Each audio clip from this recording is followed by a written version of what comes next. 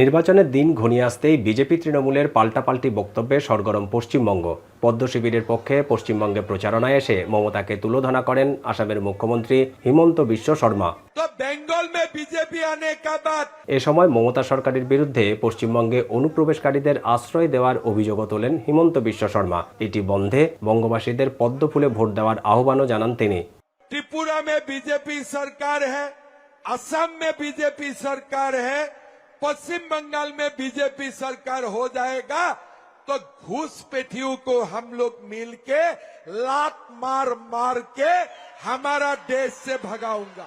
এছাড়াও আমি শিশুতে তৃণমূল কংগ্রেস বাংলার মানুষকে ভুল তথ্য দিচ্ছে বলে অভিযোগ করেন আসামের মুখ্যমন্ত্রী। তিনি জানান, আসামে বিজেপির 10 বছরের শাসনামলে একদিনের জন্যও বন্ধ হয়নি আমিষ বিক্রি। ओनर मेन मुद्दा ठीक है ना। तो असम में बीजेपी सरकार है कि नहीं है? 10 साल में सलाह है कि नहीं सलाह है?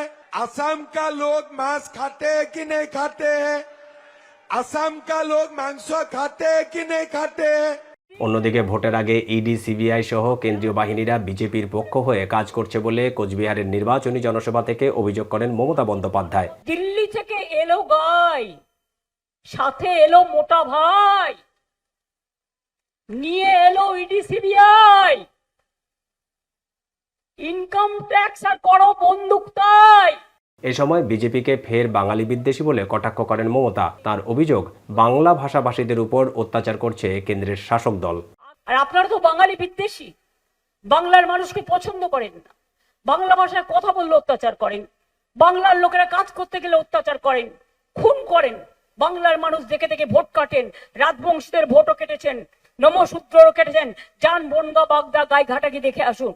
শুক্রবার রাসবিহারী আসনের তৃণমূল প্রার্থী দেবাশিস কুমার ও তার এক সমর্থকের বাড়িতে তল্লাশি চালায় আয়কর বিভাগ। দীপক দেবনাথ, এখন, কলকাতা।